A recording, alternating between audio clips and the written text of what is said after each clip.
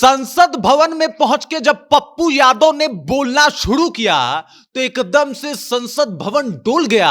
माहौल अलग ही हो गया। लोगों को पता लग गया कि बिहार का शेर पप्पू यादव अब संसद भवन में गरज रहा है और उनकी गर्जना से जो है एकदम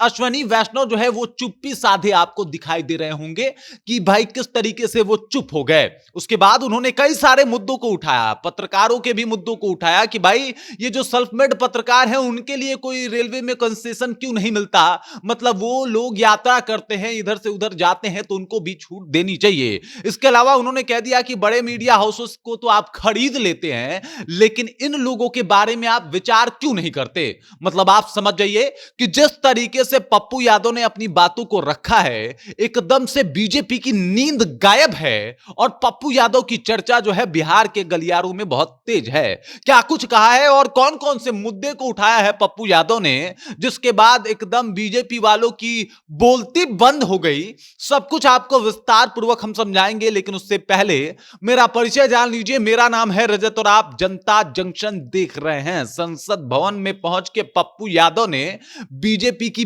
बखिया उधेड़ दी, रेलवे के ऊपर ऐसे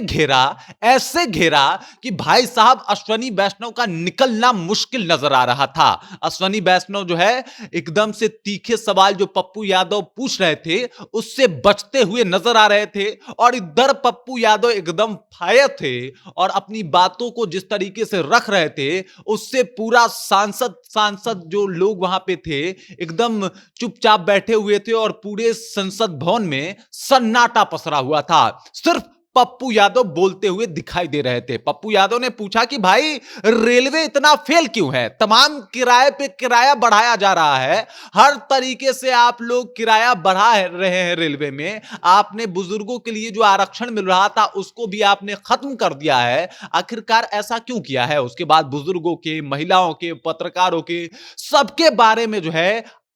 पप्पू यादव ने बात की, सबके बारे में मुद्दा उठाया और पूछा कि भाई पत्रकारों को क्यों नहीं दे रहे हैं आप, उनको भी थोड़ा बहुत आरक्षण दीजिए, छूट दीजिए, किराए पे छूट दीजिए, क्योंकि वो तो खबर करने के लिए इधर से उधर जाते हैं। आप बड़े बड़े मीडिया हाउसेस जो हैं वहां पे तो अपना ऐड देते हैं, उनको खरीद लेते हैं आप, लेकिन ये जो छोटे छोटे पत्रकार हैं जो इस तरीके से काम कर रहे हैं और अच्छा काम कर रहे हैं उनको भी आपको कंसेशन देना चाहिए रेलवे में और इसके ऊपर काम करना चाहिए। मतलब एकदम से बखिया उधेड़ दी है। अश्वनी वैष्णव जो कि रेल मंत्री हैं एकदम से चुपचाप बैठ के पप्पू यादव को देख रहे थे और सुन रहे थे, क्योंकि पप्पू यादव के सवालों का जवाब बीजेपी वालों के पास था ही नहीं। जिस तरीके से पप्पू यादव ने बखिया उधेरी है और जिस तरीके से मुद्दों को रखा है उससे काफी हैरान और परेशान नजर आए अश्वनी वैष्णव। उन्होंने पूछा कि 11 साल से अभी तक कोई रेलवे ने वैकेंसी क्यों नहीं निकाली है, आखिरकार 11 साल से काफी सारे पद जो है वो रिक्त हैं, उसके बाद भी रेलवे के द्वारा कोई बहाली क्यों नहीं निकाली जा रही है।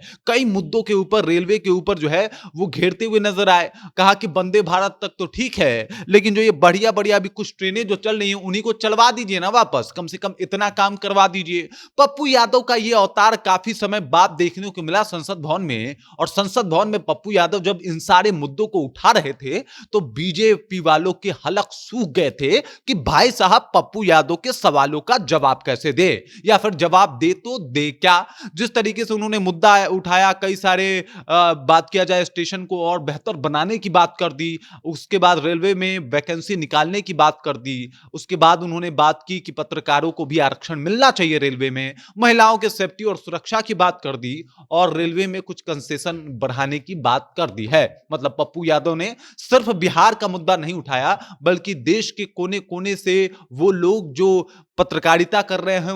उनका मुद्दा उठाया, जहां पे हर तबके के लोग हैं उन सबका मुद्दा उठाया। और इसी वजह से पप्पू यादव की चर्चा जो है वो बिहार के ही गलियारों में नहीं बल्कि भारत के अलग अलग प्रांतों में हो रही है और सबको लग रहा है कि पप्पू यादव तो हमारी बात कर रहे हैं। बाकी पप्पू यादव जिस तरीके से एकदम गरजे हैं संसद भवन में जाके इस बात को लेकर और जिस तरीके से उन्होंने अपने मुद्दों को रखा है, इस बात को लेकर आपको क्या लगता है, आप क्या सोचते हैं, कृपया कमेंट कीजिए और अपना विचार हम तक पहुंचा दीजिए। बाकी आप देख रहे हैं जनता जंक्शन और मेरा नाम रजत है।